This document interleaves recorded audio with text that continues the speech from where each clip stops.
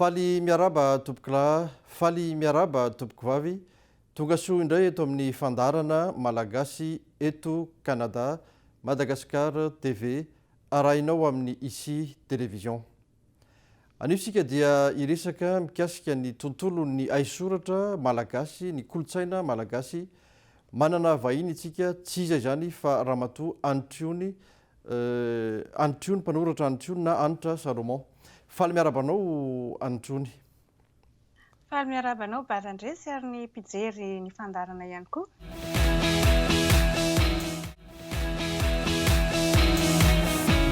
Fantariana voalohany atao hoe fantatra ihany zany Hanitr'Ony zany filohan'ny fikambanana HAVATSA UPEM any Canada any Frantsa.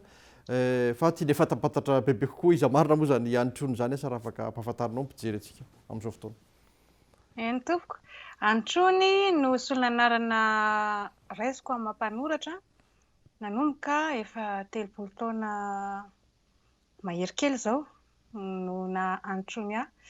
Ny tena anarako dia Salomon Andriamasinony Josiane.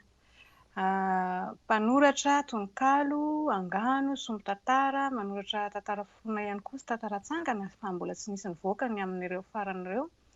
Mpankafy zavakanto, mamorikira ihany koa, efa namoaka kapila manjelatra, tiako ny lohateny, dia efa namoaka boky ihany koa eo amin'ny sehatry ny aisoratra tononkalo. Tazako ihany koa amin'izao resakitsika izao misy sariny doxa angamba ery ariana ery. Misy antony manokana ve izay? Aiza zany? Sa iza le sariny doxa? Lasa idola kely ahitana azy ary. Io? Asa hoe misy ifandraisany ve Hanitr'Ony sy ny mpanoratra doxa? Ie, mpanoratra azoko lazaina hoe isan'ny ankafizina ihany koa ankafiziko i doxa. Tamin'ny fahakely no nianatra n'ireny paiso ireny tany am-pianarana, dia nisy ihany koa ny asa sorany nianarana tany an-tsekoly. Ny fomba nahafantarako azy dia efa somary taratara ihany satria tsy dia namaky hoe nandalina be ny asa sorany raha tsy efa taty aoriana ny tenako. Fa ny raiko izany no zanany faralahy, Dede Soratjavina. Ya, efa nilazainao hoe tsy dia nandalina eny fa eo amin'izay hoe taty aoriana eny, ohatran'ny hoe mandalina ny asa soratra mpanoratra malagasy. Fa tany am-piandohana dia mankafy ohatran'ny olona rehetra fotsiny. Hanitr'Ony eo amin'ny tontolony atao hoe tononkalo, izay ny tena ahafantarana anao. Le poeta mpanoratra, le mpanoratra tononkalo ve zavatra ianarana izy io sa ianao moa zany atao hoe taranaka doxa ihany, sa zavatra tonga ho azy ny lovana teo amin'ny fianakaviana ihany koa? Ie, raha miresaka an'izay Barandresy dia marina hoe maromaro ny zafikeliny doxa ny manoratra. Misy aingam-panahy, misy eo amin'ny sehatry ny zavakanto, tsy izaho irery izany no manoratra ny zafikeliny doxa. Ny ahy manokana dia azoko ambara hoe tsy hoe ninina ilay izy na nianarana fa tonga tao anaty ho azy tamin'izao fotsiny. Tamin'ny mbola ankizy ihany nanomboka nanoratra. Dia natao ohatran'ny hoe mandeha amin'izao fotsiny ilay izy, manome fanomezana andry dada sy neny rehefa misy fotoana lehibe eo amin'ny fiainana izany. Dia avy eo hitako hoe amin'ny fotoana ankoatran'izay koa nanoratra, dia nanomboka nanana toerana teo amin'ny fiainako ny fanoratana. Hoe rehefa tsy manoratra dia lasa ohatran'ny hoe tsy mety intsony ny fiainako, dia lasa hoe mila manoratra. Izay zany no nahitako hoe ny fitiavako ny asa soratra sy ny manoratra dia mitombo niaraka tamin'ny taonako. Tsy nianarana hoe manokana, amiko aloha ny poety dia tsy hoe ianarana. Tsy afaka hoe mianatra poety ianao dia lasa poety, fa efa ao anatinao. Mety hoe misy fotoana ilay izy tonga aorindrina ilay izy vao miseho izany, fa efa ao anatinao. Izay le hoe aingam-panahy? Le maha-poety mihitsy, satria le aingam-panahy zany mety hoe ny zavatra manainga anao hanoratra, fa le hoe toe-panahy, le maha-poety anao, iny zany tsy azo foronina, fa efa ao anatinao. Ny aisoratra izay soratany Hanitr'Ony ve amin'ny teny malagasy ihany sa misy koa amin'ny teny frantsay na amin'ny teny anglisy na amin'ny teny hafa? Ny teny malagasy no ankafiziko indrindra. Misy zany no tena meko ny toerana lehibe indrindra eo amin'ny famoronana. Na izany aza nefa raha nanomboka nanoratra tamin'ny fahakely dia ny ankabeazan'ny tononkalo voasoratra na ny tantara kely dia tamin'ny teny frantsay tamin'izany. Dia nanomboka teo amin'ny adolatsento teo, 12 taona na ohatr'izany no tena nanomboka nanoratra betsaka tamin'ny teny malagasy aho. Dia ankehitriny izy rehetra moa zany anoratana arakaraka ny fahatongavan'ny aingam-panahy. Matetika hoe tonga ho azy amin'ny teny malagasy le tononkalo, na hoe tonga ho azy amin'ny teny frantsay, na hoe amin'ny teny anglisy. Indrindra moa amin'ny famoronan-kira no manavanana ahy kokoa ny manoratra amin'ny teny anglisy. Dia azo atao koa ny mamadika an'ilay izy. Indrindray zany vitako ny mamadika azy eo am-pahatongavan'ilay aingam-panahy. Ny tononkalonao ve fa misy ataontsika hoe iran'ny chorale lasa nivadika tononkira, iran'ny tokopira na ny mpihira. Tena tsy fantatro aloha izay momba izay barandresy, fa fantatro hoe misy olona namorona hira niainga tamin'ny tononkaloka. Ohatra zao ao amin'ny tarika Soratjavina izay ray aman-dreniko ihany koa, nisy tononkalo nanainga ny fanahin'izy ireo namorona ny hira. Nisy ihany koa hira noforoniko ho an'ny antoko-pivavahana iray nanaovana fifaninanana dia nahazo ny loka voalohany teo amin'ny fankalazana jobily lehibe tao amin'ny FKMP tao Paris zany. Dia irainy antoko-pihira nandritra ny fankalazana izay taon-jobily izay hira noforoniko izay. Misy ihany koa tononkalo izao ihany dia efa manisy tononkira azy. Misy mpanakanto hafa fantatro hoe namorona feon-kira tamin'ny tononkalo nosoratako ihany koa. Ohatra tamin'izany Doni Andrembaly, izay sady fianakaviana ihany koa izy, mpanakanto eo amin'ny lafin'ny Valy. Anaraka vetivety an'ireto dokam-barotra reto isika dia verina eto any miresadresaka amin'ny Hanitr'Ony. Tsy ahivina fa i Hanitr'Ony no vahintsika amin'ity androany ity, filohan'ny fikambanan'ny poeta sy ny mpanoratra malagasy any Frantsa na ny UPEM HAVATSA izany. Dokam-barotra vetivety ary hoarahantsika aloha.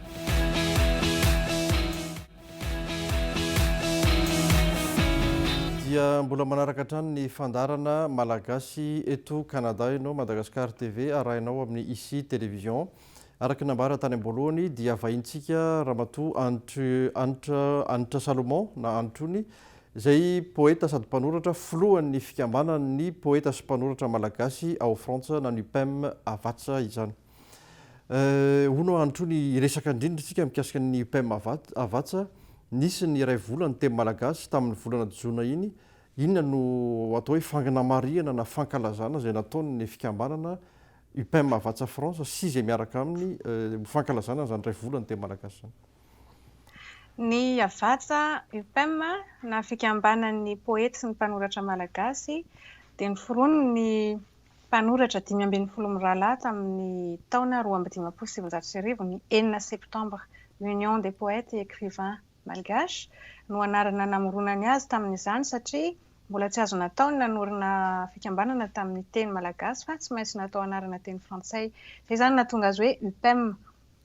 Nanomboka hoe HAVATSA ny anarany tamin'ny 570 taona fa filohan'ny Madera na ny général Ramakavelo.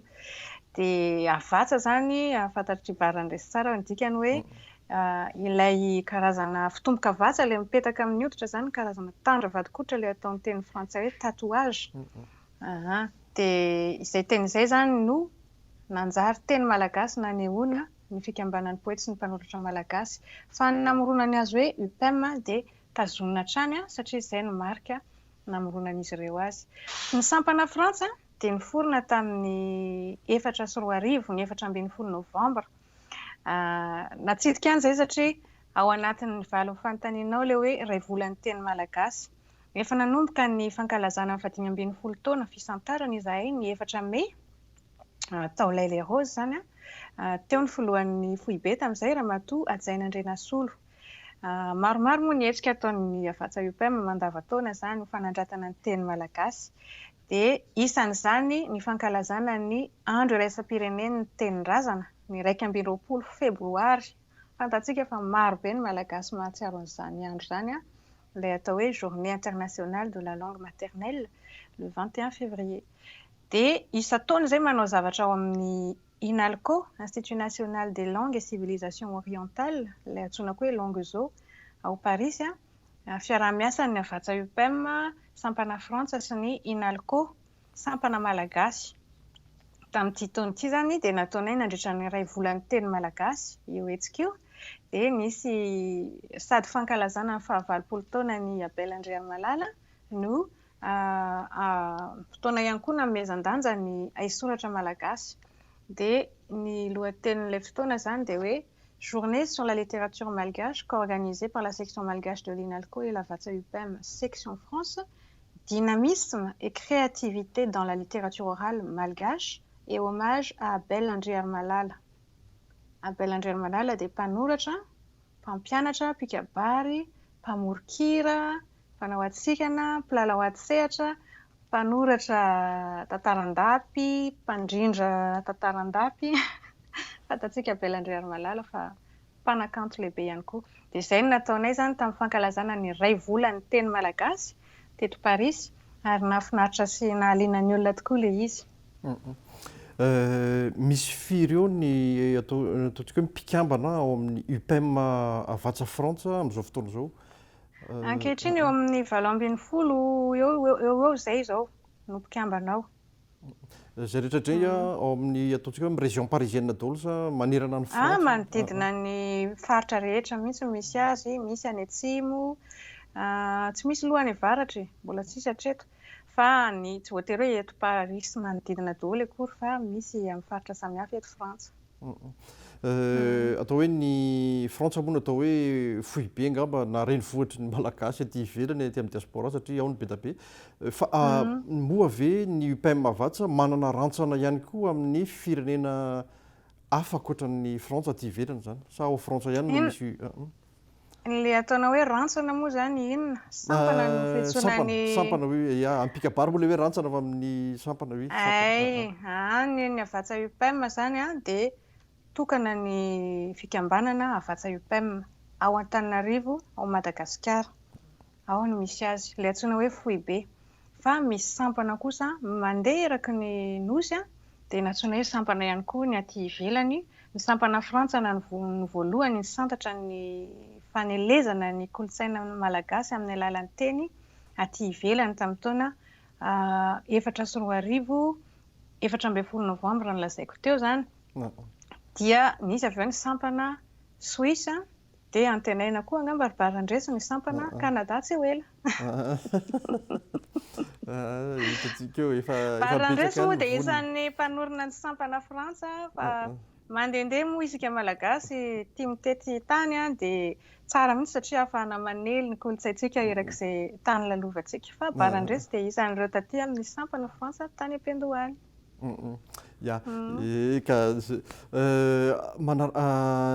Inona no ataontsika hoe nisongadina efa voalazanao teo ihany izay fanamarihana ny fanandratana ny teny Malagasy tamin'ny iray volan'ny teny Malagasy volana Jona, fa raha iverenantsika indray ny fetim-pirenena, nisy hetsika maromaro ihany natao Malagasy tao Frantsa amin'ny fetim-pirenena, manao ahoana indray ny amin'izay eo amin'izay fanandratana ny teny gasy sy ny maha-malagasy?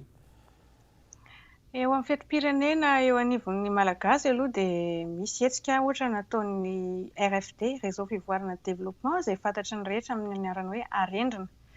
Io izany dia fotoana iviona ny Malagasy rehetrarehetra ahatsiarovana ny andro nanomezan'ny Frantsay antsika ny fahaleovantena ny 9 Jona 1709. Fa ny HAVATSA UPEM antinao tenena inona no nataony? Tsy nisy hetsika nataonay manokana tamin'ity taona ity amin'ny fankalazana ny fetim-pirenena. Matetika aza moa tsy hoe ny fetim-pirenena manokana no anaovan'ny HAVATSA UPEM hetsika manokana, fa mandritra ny iray volan'ny teny Malagasy izany izay noforonin'ny Di Naraingson Henry tamin'ny Fiandohany ny 5 sy ny 9 Jona 1709. Dia rehefa nitoy moa izany nampiseho ny fankafizan'ny tenin'ny razany ny Malagasy sy ny olona rehetra nakasika voakasika izany dia nangataka ny ampioarana azy mihoatra ny 2 andro dia nanjary iray volan'ny teny Malagasy. Iny izany no iraisan'ny mpankafy rehetra ny teny Malagasy hoe mandritra ny volana Jona. Fa marina tany am-Pendohany dia ny 5 sy 9 Jona no nankalazana azy.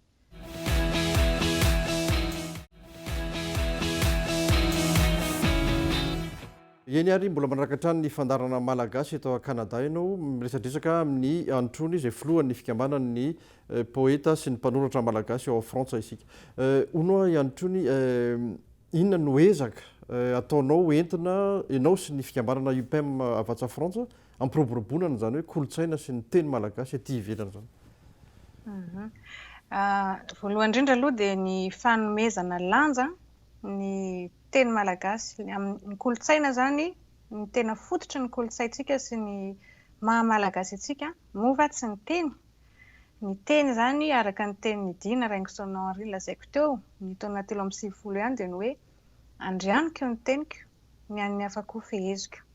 Na aty Adilambato aty aza isika tsy maintsy mahafehy ny teny ny tany honenantsika. Iny aloha mandeha ho azy satria n'aiza ianao andeha tsisy resaka aminao amin'ny teny malagasy fa amin'ny teny le tany honenanao no tsy maintsy ampiasaina. Saingy ny teny malagasy kosa dia tsy azo amaivanina mihitsy.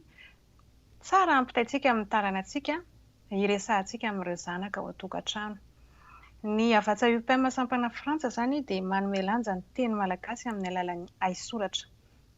Misy boky efa navoaka, ohatra ny santabokatra tamin'ny taona 5 tamin'ny nandraisana azy tamin'ny fomba ofisialy tao a Parisy, ny 3 aprily miaraka tamin'ny maso ivoan'ny Rtoa UNESCO tamin'izany fotoana izany, Ramatoa Rabetafika Ranjeva Yvette, dia efa nivoaka io boky io santabokatra. Amboaran'ny tononkalon'ireo mpanorona io, Filohan'ny nanorina ny HAVATSA UPEM sampana Frantsa. Misy ihany koa ny mirazotra, nivoaka ny 7 sy 4 arivo, izay misy ny tononkalony mpikambana tamin'izany fotoana izany koa. Eo koa ny aingam-panahy sangy nosoratan'ny Abel Andriaromalala, nivoaka tamin'ny 13 sy 2 arivo.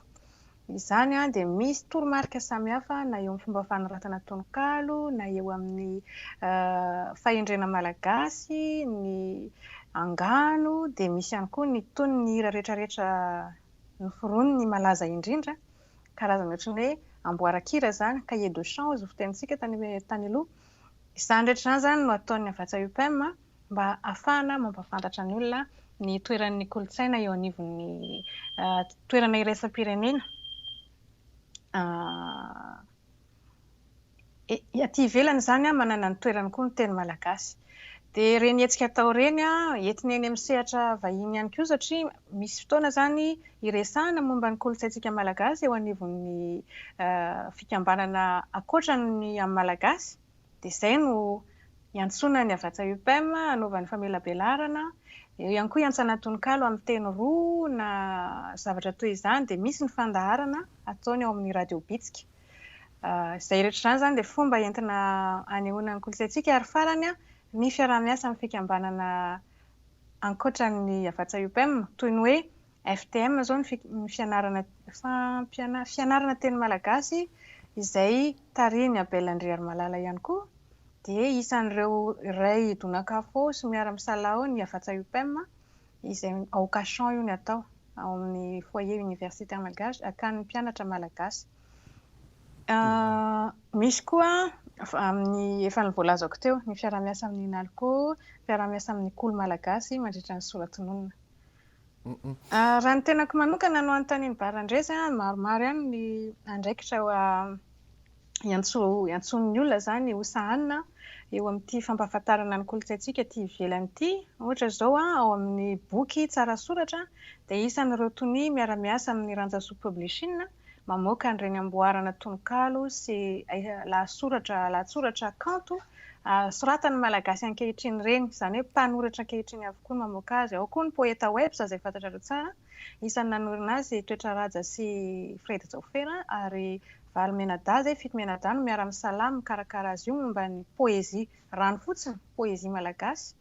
Ao misy tapatapakahatra, ao misy biografia, ao misy fandalendana tononkalo. Dia ampahafantarana ny olona zany ny kolotsaintsika miainga amin'ny fiainan'ny malagasy ankehitriny ihany koa zany rehetra izany, ary eo ny tsy hay ny tany aloha. Eo koa ohatra ny fikambanana vehivavy malagasy AIFM dia tompony andraikitry ny kolotsainao.